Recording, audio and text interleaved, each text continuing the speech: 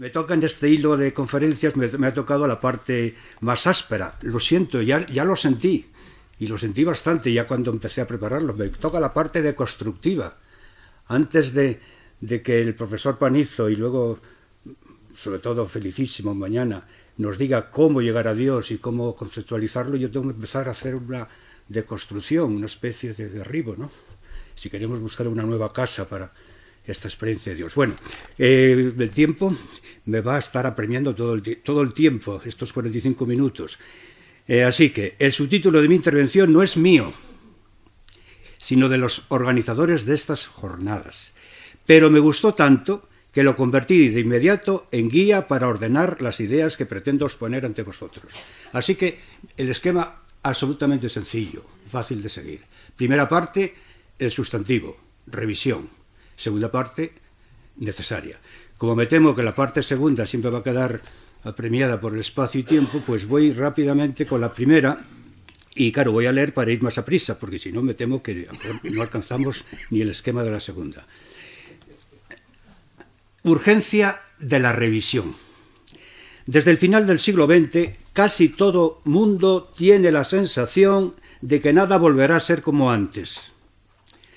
Nacidos y educados, la mayor parte de nosotros, en la España del nacionalcatolicismo, hoy constatamos cada día que ya se ha consolidado la separación del mundo religioso y del mundo intelectual y sociopolítico.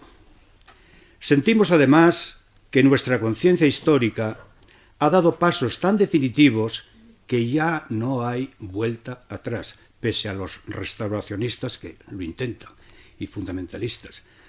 Allá ellos, yo creo que es un esfuerzo inútil. Quien haya conseguido vislumbrar una fe madura, ¿cómo podría regresar a la fe infantil? Dado que muchas imágenes del actual lenguaje religioso pertenecen a esa época de la minoría de edad de la fe, nos sentimos obligados, casi forzados, a revisarlas y eventualmente a reemplazarlas. La situación de muchos de los adultos bautizados y educados en el catolicismo, sobre todo en este país, puede ser dramática, porque ni pueden aceptar las imágenes de su fe infantil, ni pueden tampoco olvidar lo que aprendieron. No puede lo primero, porque esa madurez de su espíritu crítico ha descubierto ya los mecanismos del adoctrinamiento. Pero tampoco les es posible desdeñar el sentimiento que en lo hondo de la persona produce aquella temprana intuición de la verdad del cristianismo evangélico. Muchos viven en esa contradicción, en medio de una confusión espiritual, porque no logran diferenciar bien qué es lo que realmente creen y qué es lo que con nostalgia recuerdan. Entonces, ¿qué vamos a hacer? ¿Cuál es el propósito de esta reflexión conjunta? Subrayo lo del conjunta.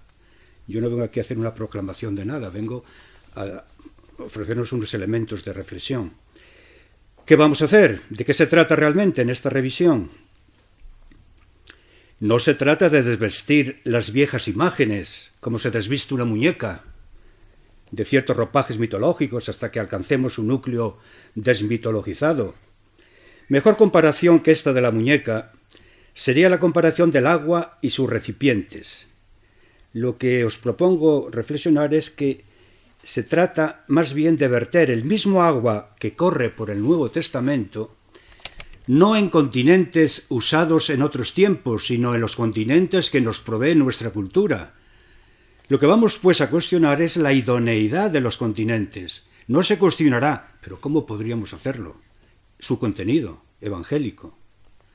Del mismo modo que nadie trata de cambiar la naturaleza del agua cuando cambia los continentes en que ésta se vierte.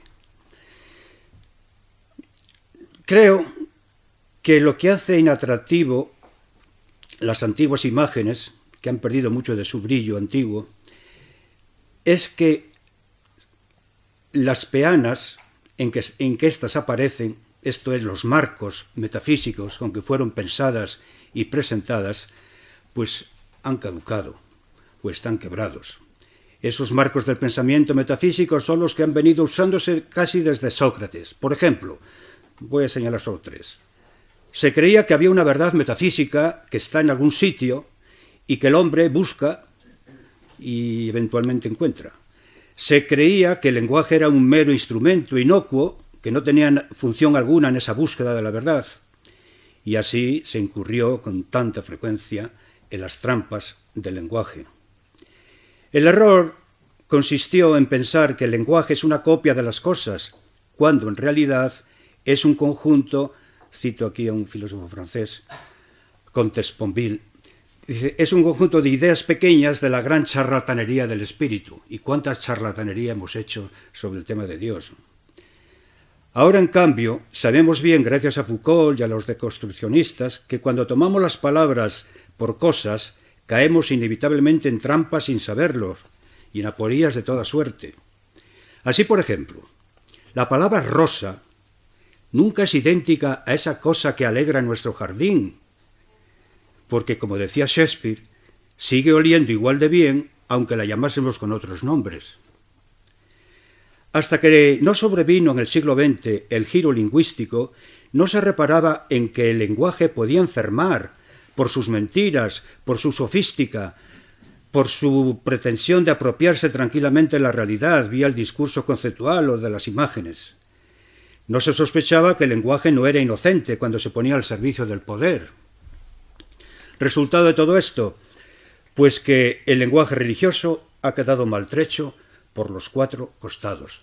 Digo cuatro costados porque todos conocéis la noción del lenguaje, es alguien dice algo a alguien, primera dimensión, dice algo, segunda dimensión, el mensaje, a alguien, el contexto programático, el oyente, sobre algo. Y ese sobre algo es algo extralingüístico.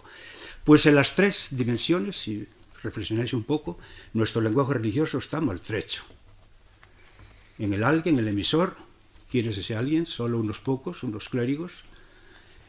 Y luego, ¿qué es lo que estás diciendo? Ese mensaje, el mensaje de las imágenes, que vamos ahora también a analizar, y luego el contexto pragmático que se ignora completamente. Y no digamos el contexto referencial, que se pone en un contexto metafísico, vagamente metafísico, abstracto, y la vida fluye por otros cauces habitualmente, distintos a esos cauces metafísicos. Entonces, vamos a tratar de analizar, como consecuencia de todo esto, de todo este lenguaje que digo maltrecho, que nos cuesta mucho a los que predicamos la homilía cada domingo, por lo menos a este que está hablando, nos cuesta mucho encontrar una expresión, una actitud razonable, sensata en esas cuatro dimensiones.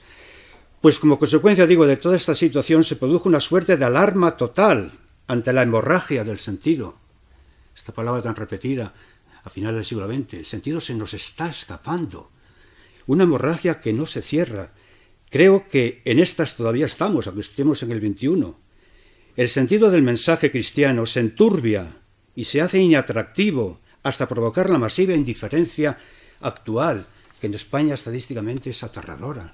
Cómo crece la masa de indiferentes, bautizados ellos, pero indiferentes ante este fenómeno del lenguaje religioso. Me parece que lo que más ha desfigurado el significado de las imágenes es el haberlas cosificado, como si fuesen cosas entre cosas.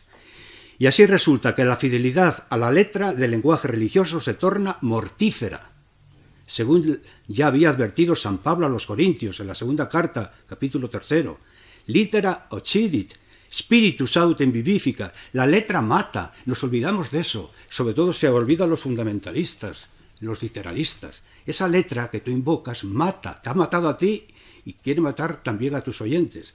Spiritus autem vivificat. Me sospecho que este mortífero literalismo bíblico ha funcionado como una fábrica de ateos. Cuando los creyentes ofrecen imágenes mediocres de un Dios mediocre e impresentable, inatractivo, la respuesta es, primero, el desinterés, después, la indiferencia, la cual fácilmente desemboca en increencia. Un teólogo de nuestro tiempo se atreve a decir que este lenguaje mata debido al esquema tóxico con el que opera. A continuación voy a analizar algunos de esos efectos de esa toxicidad. Empecemos por la imagen. Sí, ya se me han pasado muchos minutos, pero voy a hacer un recuento, un inventario muy rápido. La imagen abusada, pongo entre paréntesis, muy abusada de la omnipotencia divina. La omnipotencia divina y la trampa clerical. Esta imagen de la omnipotencia, que es uno de los atributos divinos que más veces se aplica a Dios, nos servirá de buen ejemplo para comprender cómo una venerable imagen de Dios puede quebrarse por el abuso. Os propongo considerar un caso de nuestra experiencia, hoy seguramente infrecuente, pero tal vez pudimos observarlo en nuestra niñez, allá por mitad del siglo pasado, ¿no? Por lo menos, los más maduros y los que no tengan esta experiencia de mitad del siglo pasado, esto que voy a decir ahora les parecerá griego. Les parecerá casi inverosímil, pero es histórico, ¿eh? Llega el señor obispo a una parroquia, celebra misa y llega el momento de la comunión. El obispo, antes de depositar la forma consagrada en la boca, pedía que el comulgante besase el anillo de su mano. A mí, yo esto lo he visto, no sé, a lo mejor dice, te lo has inventado. Yo no me lo invento. He aquí un ejemplo de cómo un signo instrumental que tiene un carácter secundario, manifiestamente secundario, un anillo de un jerarca, y es referido al poder jerárquico de un clérigo, ejerce, sin embargo, una interferencia indeseable con el signo sacramental eucarístico, el cual ciertamente es signo primario. Es decir, cómo lo secundario desplaza el primario, o al menos no lo resalta, y no digo que lo obstaculice, pero no lo favorece. Realmente esto que viene ahora es más propio del diálogo de la tarde de los grupos, pero voy por lo menos a leerlo rápidamente. Creo que sobre la trampa clerical, ¿no? Creo que los abusos de las imágenes divinas por parte del poder eclesiástico se pueden explicar bien dentro del marco de la Sacra Potestas Consecrandi, sagrada potestad de consagrar. En virtud de esta potestas, que es una participación en la omnipotencia divina, suprema, se entendía que un hombre podía hacer venir a Dios a sus manos y hacer que Dios se haga presente en un espacio donde anteriormente no estaba. El que esas manos pudieran además perdonar los pecados producía en los fieles hasta no hace mucho tiempo la sensación de un inaudito poder que elevaba a quien lo detentaba por encima de los demás hombres. Otro tema que propongo para los grupos, a mí también me intriga, digo, si el celibato, que es uno de los mecanismos para elevar a esos hombres sobre la masa de los cristianos, no tiene que ver con esto. Ya sé que tiene que ver con muchas cosas, pero con esto yo no sé por qué lo veo vinculado. Este inusual poder incitaba la autoestima del sacerdote, pues parecía que Dios quedaba a su disposición. La reacción del pueblo ante un poder tan asombroso fue que originó seguramente esos tratamientos de muy reverendo, o cuanto parecía que esto era poco, de reverendísimo padre.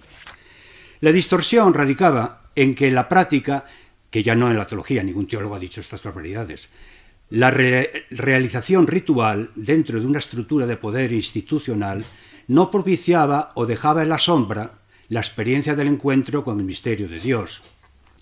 El anillo del obispo acababa así ayudando muy poco a esa experiencia, o tal vez se interponía en el despliegue de la misma. Bueno, aquí ahora hay que saltarse todo esto. Donde yo me encuentro la cantera de los abusos en el lenguaje sobre Dios y las imágenes sobre Dios es en el habla de Dios, esto que los británicos, los teólogos británicos llaman el God Talk, ¿no? Es decir, cuando hablamos de Dios nos deslizamos casi sin querer a abusos múltiples en el uso de las imágenes de Dios. Entre tantas, voy a dejar todo el God Talk, el habla sobre Dios, que va a propósito, ya los más jóvenes, muchos de los más jóvenes de Dios ya solo oyen su nombre en las blasfemias, poco más. Es decir, que el nombre de Dios ha quedado verdaderamente marginado, arrumbado de nuestra sociedad, ¿no? Antes que estaba presente en todo el día, toda la jornada. Bueno, voy a coger solo como botón de muestra, una imagen de las que ha tenido más predicamento en nuestra tradición. La imagen del Dios que reclama expiación de su ofensa. El conocido antropólogo René Girard, en su libro de antropología filosófica, titulado La violencia y lo sagrado, nos ha mostrado cómo la idea de la expiación no es cristiana. Claro, el que asista a la liturgia de un modo más o menos inocente, dice, ¿cómo que no es cristiano? Si está todo ello inundado de la imagen de la expiación, del Dios ofendido y el sacrificio expiatorio.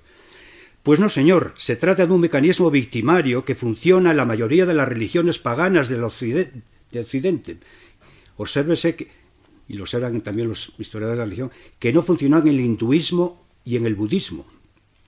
Es un mecanismo que se infiltra también en la Biblia, y naturalmente lo hereda el cristianismo. Pese, y esto a veces también se olvida, a que Jesús murió precisamente por tratar de desmontar ese vínculo fatídico entre violencia y lo sagrado. Bátimo, este filósofo italiano, cree que este mecanismo es otra forma, yo diría si no es una consecuencia, del objetivismo metafísico descrito por Heidegger y del que ha adolecido toda la tradición occidental durante siglos. Dos palabras también rápidas para entender este mecanismo. Pensemos que cuando en las primeras sociedades se desataba la violencia de todos contra todos, se hizo necesario recurrir a este mecanismo para tratar de conjurar esa violencia. El secreto del mecanismo, tan exitoso por siglos, se encuentra en su eficaz fórmula de vincular la violencia con lo sagrado. La fórmula consistía en descargar la violencia en el chivo expiatorio, el cual era investido con atributos sagrados y acababa convirtiéndose así en objeto de culto, como una víctima sacrificial. Girard trata de demostrar que fue precisamente Jesús el que se atrevió a romper ese fatídico lazo entre la violencia y lo sagrado, pero todos lo sabemos, no tuvo éxito. Y su fracaso le acarreó su muerte, porque los poderes que administraban lo sagrado en el templo de Jerusalén no podían tolerar que se cuestionase el secreto de su poder. Estas ideas que parecen que las estoy poniendo como mías son de Girard. Bueno, son de un consenso entre los antropólogos y historiadores de la religión. Lo paradójico es que los cristianos volvieron a restablecer ese lazo entre la violencia y lo sagrado, con lo cual reactivaron el mecanismo expiatorio. Los daños de esta imagen expiatoria son cuantiosos, ¿no? Son daños que producen efectos devastadores en las representaciones de la fe. Todos conocemos las innumerables imágenes de Dios en el Antiguo Testamento que todavía presentan un evidente poder expresivo, algunas como las que presentan los Salmos, que son admirables. Por ejemplo, la imagen del Dios clemente y misericordioso que nos pone a la sombra de sus alas y nos guarda como a la niña de sus ojos. Pero mezcladas con estas luminosas imágenes de benevolencia divina, hay en la Biblia otras imágenes más tétricas y turbadoras, en las que un Dios reclama y exige la expiación de su honor ofendido, y lo hace de un modo sobrecogedor. Se comporta como un Dios vengativo y castigador, un Dios que solo parece aplacar su cólera con la justicia objetiva y con la venganza corporal. Ante imágenes como estas nos surge irreprimible la pregunta: ¿podríamos, incluso con arduo esfuerzo, encajar esos rasgos de Yahvé del Antiguo Testamento en la tierna figura que aparece en la parábola del hijo pródigo? No, no podríamos. Yo no puedo. De modo similar, cabe preguntar, ¿cómo podríamos tomar esta imagen de Dios que domina el texto de la primera carta de Juan, capítulo 4, Dios es amor, y ponerla al lado de la imagen del Dios vengativo y castigador del inocente? Pues tampoco podríamos, pues nos resulta realmente perturbador de nuestra propia fe. Lo desagradable de estas imágenes de la expiación es que nos pintan un Dios astuto, el cual, exigiendo la expiación de su honor, parece que consigue resultados muy favorables para él y totalmente negativos para los hombres. Cosa monstruosa esto. Si Dios es precisamente el que tiene más cuidado de los hombres, Dios mantiene al hombre en una creación continua. Jamás será rival de ese hombre que es su creación. Son imágenes turbadoras porque en ellas se muestra un Dios el cual, una vez expiado el honor, parece además como triunfador de la humanidad, la cual sería su rival. Bueno, aquí ahora viene el caso de Pablo. Y esto otra vez es otra pregunta que hay que dejarla de lado. Es el caso de Pablo porque Pablo oscila, tiene el Dios del Antiguo Testamento más que el de Jesús, el Dios de Yahvé, en el cual fue educado, y entonces oscila las imágenes y encontramos pues una mezcla pues a veces realmente incómoda, de imágenes absolutamente cristianas de Jesús y imágenes del Antiguo Testamento. Bueno, esto tiene repercusiones en casi todo, en la idea de salvación, en el significado de la cruz, y sobre todo voy a pasar todo eso porque ya veo que el tiempo se me ha ido, y aludir solo a la gracia. Con estas imágenes del sacrificio expiatorio, ¿cómo queda la gracia? ¿Cómo puedo yo ahora imaginarme, visualizar la gracia que me salva? La misma salvación se me hace también complicada, porque entonces la salvación parece que la sube de abajo arriba. Yo la provoco desde la tierra con mi sacrificio para que arriba decidan realmente lo que es salvífico para mí, cuando la salvación viene siempre de arriba abajo, ¿no? De esta manera, incluso la muerte de Jesucristo, si entendemos la muerte de Jesucristo como derivada de un contrato jurídico expiatorio, quedaría despojada también de todo su espesor biográfico, que está siempre presente en los sinópticos. Si todo lo de Jesús es hacer el sacrificio para reconciliarnos con el Padre, los dichos y los hechos, los dicta et facta de Jesús quedan como marginados cuando estos dichos y hechos son previos a la misma pasión y muerte. Bueno, vamos a la gracia que también recibe de esta imagen una coloración realmente negativa y también, sobre todo, desconcertante, ¿no? Aquí la desfiguración de la imagen es tan extrema que se incurre la aberrante contradicción de ponerle precio a la gracia. La gracia parece comprarse y además a un muy alto precio, la sangre de Jesús. Un cuerpo de clérigos, siempre ha habido, se encarga de canalizar, distribuir e incluso tarificar el flujo de esta gracia en la Iglesia. Esta tarificación ocurrió de un modo trágico en el siglo XVI, con las nefastas consecuencias extraídas por Lutero que todos conocemos. Termino, porque esto ya basta me está dando a mí también cierto malestar, y perdonadme que estas imágenes tan tétricas, pero me tocó esta parte deconstructiva. Vamos ahora, antes de pasar a la necesidad, a razones, unos argumentos de por qué es necesario, voy a poner 3 reacciones ante esta situación. Primera reacción. En un primer momento posconciliar y ante los inconvenientes e incomodidad que las imágenes de la expiación provocaban en nuestros contemporáneos, cierta pastoral posconciliar, yo creo que ya hoy apenas se practica, optó por silenciar o al menos marginar esas imágenes. Y se llegó a decir que la misa debía terminar con el comentario u homilía, y el resto, la liturgia del sacrificio, debía de ser tolerado y padecido hasta llegar al momento más grato de la comunión. Segunda reacción, en vista de que esta era inaceptable. Dado que la imagen del sacrificio en la cruz tiene efectos disfuncionales, se creyó que el remedio estaba en poner el acento en la resurrección.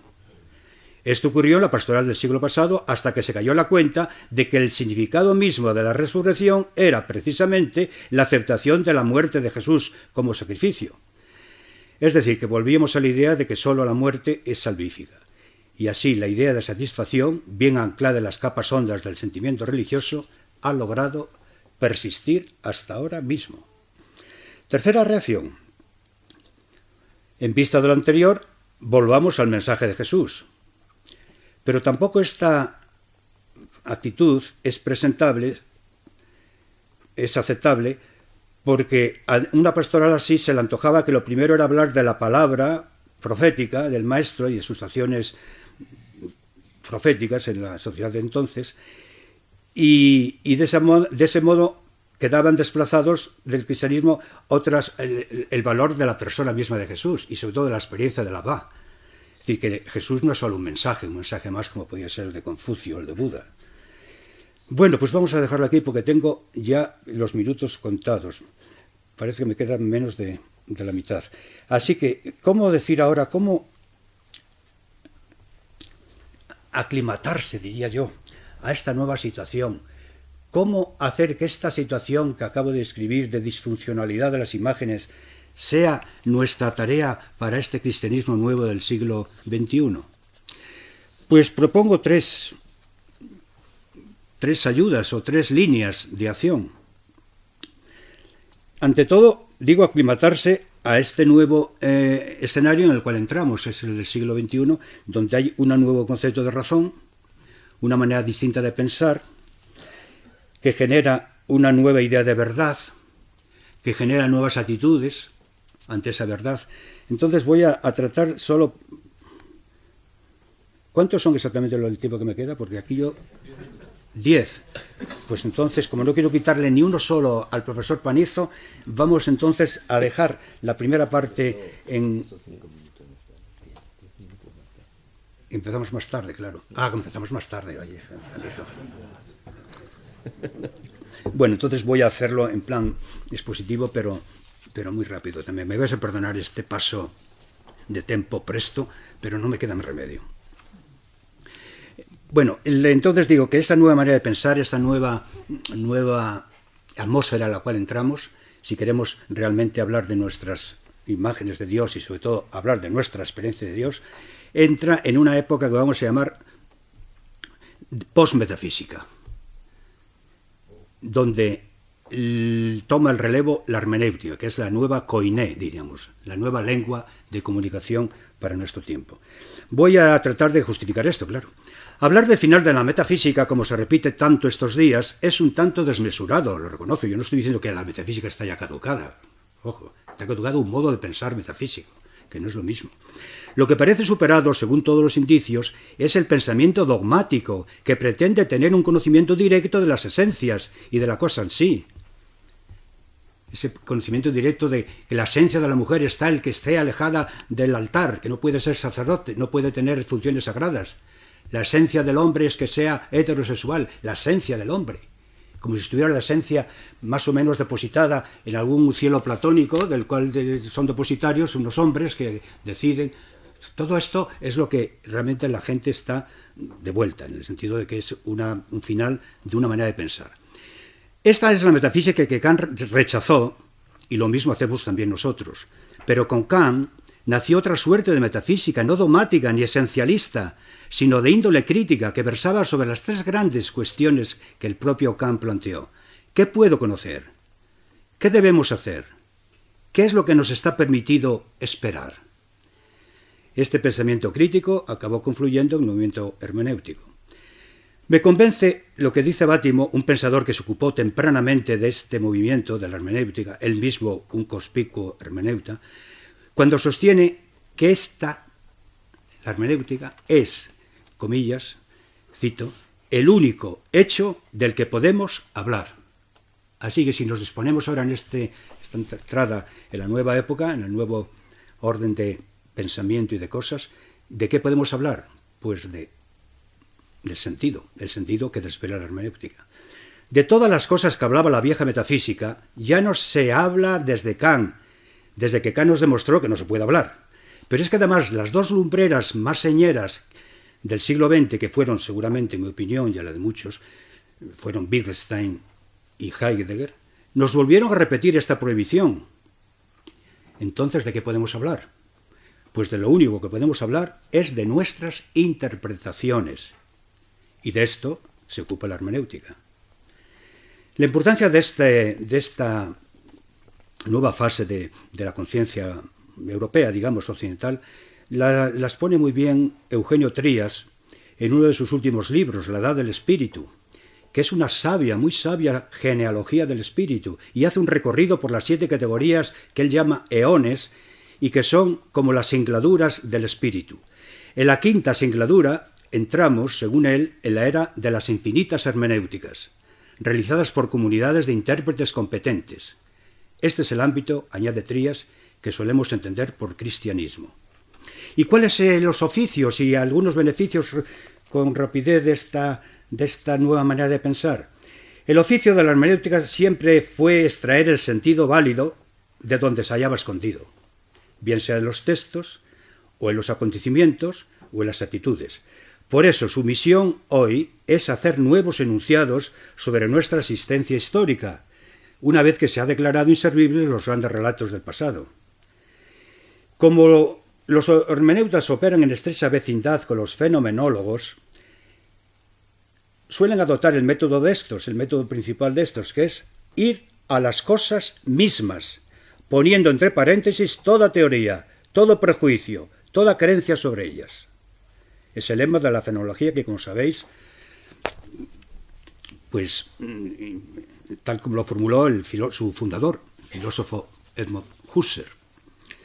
Operando por eso el hermeneuta se cuida de no acomodar las experiencias, textos o eventos a sus propias categorías a priorísticas previas, a sus propios marcos de comprensión. Intenta hacer justo lo contrario, acomodar su modo de interpretar a lo que le ofrece cada fenómeno. A esto llamaba Gadamer la precomprensión o el prejuicio, que antecede necesariamente a toda comprensión.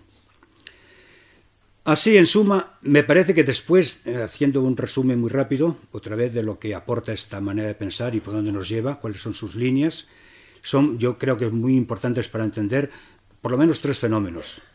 El fenómeno del abandono, de la defección y abandono de tantísimas mentes inteligentes, y yo me atrevo a añadir también decentes, honradas.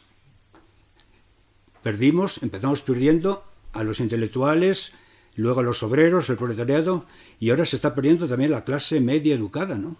Ponemos a juzgar por la presencia en nuestras celebraciones. Y luego también para buscar cuáles son los rumbos, las líneas, los horizontes de referencia para hablar de esa realidad extralingüística que llamamos Dios. A ver, tres líneas que me parecen que pueden orientarnos en esta nueva época, nueva era del espíritu, para emplear las palabras de Eugenio Trías. Nos parece claro, y hay un creciente consenso, que no podemos conocer la cosa en sí. Y no menos claro nos resulta, a la vista del panorama de las experiencias actuales, que conocer es interpretar. Conocer no es proclamar un credo ni proclamar una ideología, sino conocer es interpretar lo que nos pasa. Y además, estas interpretaciones son inacabables. Por eso se habla de una hermeneusis infinita. Una interpretación, que es una imagen que expresa nuestra fe, igual que un paradigma científico, se sostiene en tanto no aparezca otro mejor y más elegante y que sea más justo con la realidad. Segunda línea que veo en esta nueva panorámica del pensamiento, vivimos dentro de un entramado de interpretaciones, en una selva de imágenes religiosas, que son interpretaciones simbólico-conceptuales. Y es claro, igualmente, que entre esas interpretaciones no descuella una sola, a la que podamos llamar vera imago Dei, la verdadera imagen de Dios. Resulta finalmente claro, cada día, que cuando interpretamos, no decimos la última palabra,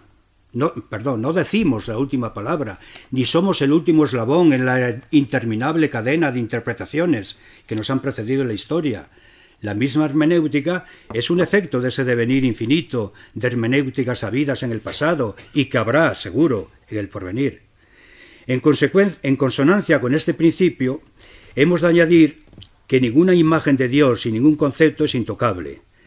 Y a la vista de las disfunciones, que hemos reseñado algunas en la parte primera, podemos reinterpretarlas como nos reinterpretarán a nosotros las generaciones futuras. Como esta última aseveración casi nos coloca al borde del relativismo, para no traspasar ese borde es preciso utilizar todavía otra noción, que es otra nueva noción de verdad. Y aquí, pues, aprovecharía un hermoso estudio de nuestro dominico Jeffrey, francés, que pone la verdad en tres parámetros o en tres líneas de reflexión. La primera cosa que dice es que hay que sacarla de donde estaba mal puesta, es decir, que la verdad estaba puesta en un contexto metafísico y no es ese su sitio. La verdad no pertenece al ámbito de la metafísica, sino que pertenece más bien al ámbito de la manifestación, dice Jeffrey. La manifestación es una especie de derivación de la idea de Heidegger de que si el ser es acontecer, esa Reines, es lo que sucede, lo que está aconteciendo, la verdad que quiere reflejar ese ser tiene que ser también una verdad en devenir, una verdad que está manifestándose cada día, cada generación, cada época de la historia con nuevo esplendor. con nuevo atractivo. Así que la verdad nunca será pues como el patrón oro del sistema métrico decimal, que está encerrado en un lugar y bajo la custodia de unos, en este caso eclesiásticos, sino que la verdad es algo que está viniendo. Eso que decía Santos al comienzo. Es el Dios del venir que se va manifestando en su verdad a través de nuestra historia, de nuestro propio devenir. Creo que el actual recelo contra la verdad, en mayúsculas, es porque estamos muy escaldados de la poca verdad que tenían viejas formulaciones de ella.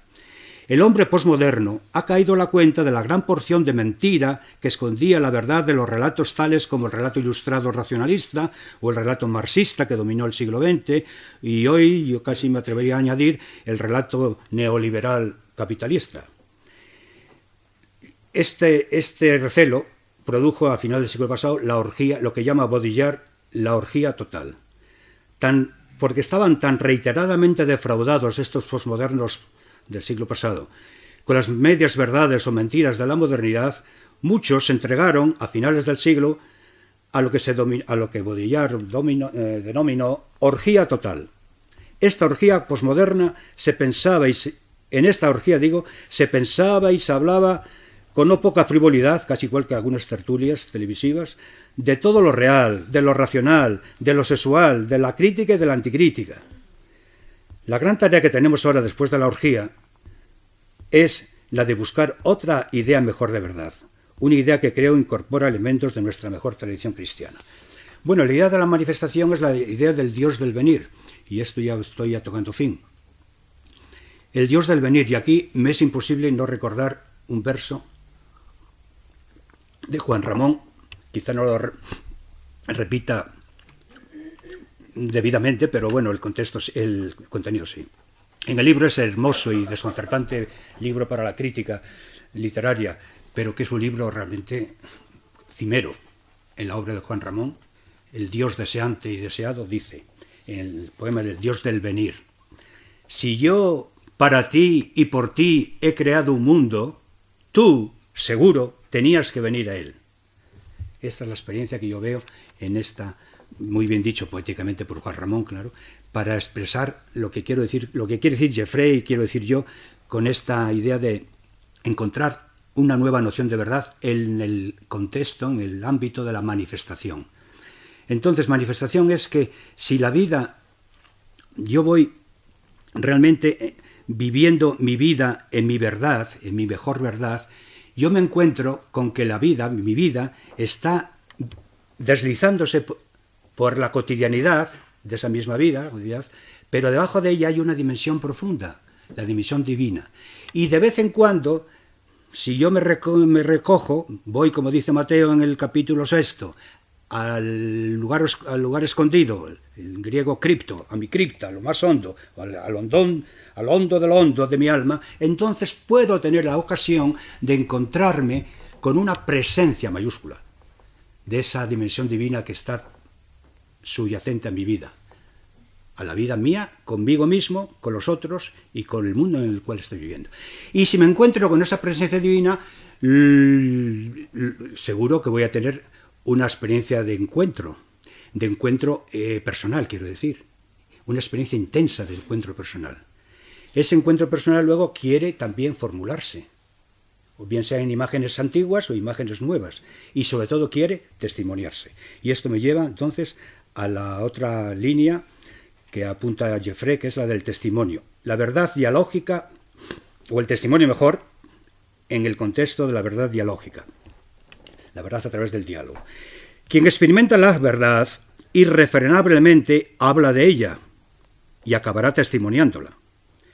Dado que el testimonio es una forma de lenguaje en la que un hablante se encuentra con un oyente, la verdad ha de moverse igualmente en el contexto dialógico, porque si bien se piensa, había que estar de acuerdo completamente con este gran filósofo Rosenweig cuando afirma que la verdad, por su misma esencia, es comunicativa. Este contexto de la razón dialógica o comunicativa ha sido repetidamente estudiado por filósofos alemanes, sobre todo Jürgen Habermas y Karl Otto Appel, y para citar a los nuestros, pues también por Javier Muguerza, por Adela Cortina, y para citar a teólogos, pero solo por los más relevantes, los más conspicuos, por González Faust, por Torres Queiruga, en fin, está pensado por muchas mentes ahora mismo. ¿Cómo volver otra vez a recuperar la verdad en el diálogo, a través del testimonio que yo doy en un diálogo de comunidad de intérpretes inteligentes y honrados y veraces?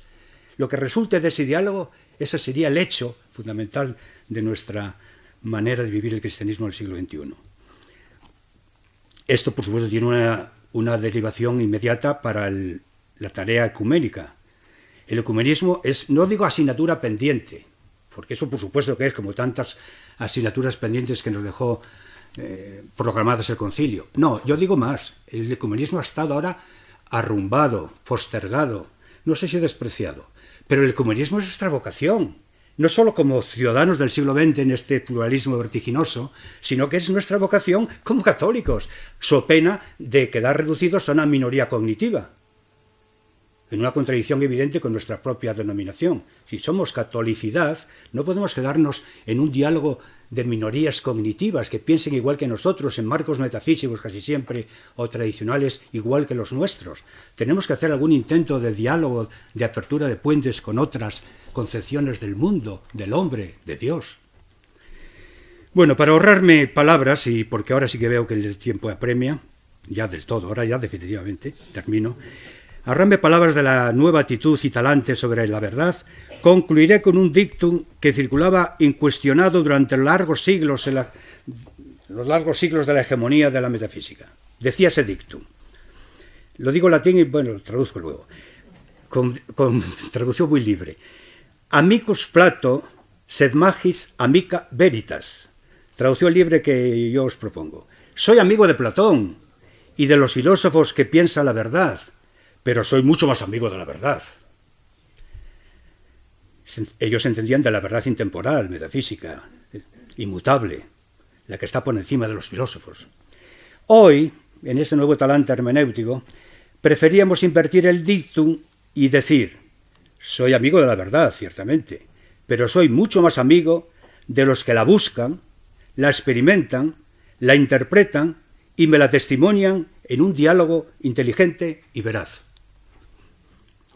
Y puestos a hacer inversiones, hagamos todavía otra osada inversión del dictum clásico que decía: la verdad os hará libres. La hermenéutica nos enseña a entender este dictum de modo inverso y a frasearlo de esta manera: es precisamente porque la verdad nos hace libres por lo que es verdad. Esta inversión nos conduce a una suerte de oxímoron que Bátimo resume así: la verdad nos libera de la misma verdad. En el contexto de estas inversiones podemos ahora asumir fácilmente las paradojas que muchos contemporáneos, yo diría compañeros nuestros, que podrían estar aquí también en esta reunión, honradamente a veces nos confiesan y dicen: he tenido que dejar la Iglesia para poder ser cristiano. O incluso, he tenido que dejar de ser cristiano para creer en Dios. Ahora sí que ya es conclusión definitiva. Concluyo con este doble reconocimiento. Por una parte, es justo reconocer que las imágenes y nociones teológicas que hemos heredado fueron muy necesarias y provechosas en las épocas remotas en que fueron formuladas. Pero a nosotros, y este es el segundo reconocimiento, hoy muchas de esas imágenes nos resultan u obsoletas, o anacrónicas, o incluso perturbadoras. Y parafraseando la afirmación de nuestro lejano hermano dominico, el maestro Eckhart, que decía que tenemos que ir a Dios más allá de Dios, yo concluyo diciendo: tenemos que ir a Dios más allá de las imágenes de Dios. Muchas gracias por vuestra atención.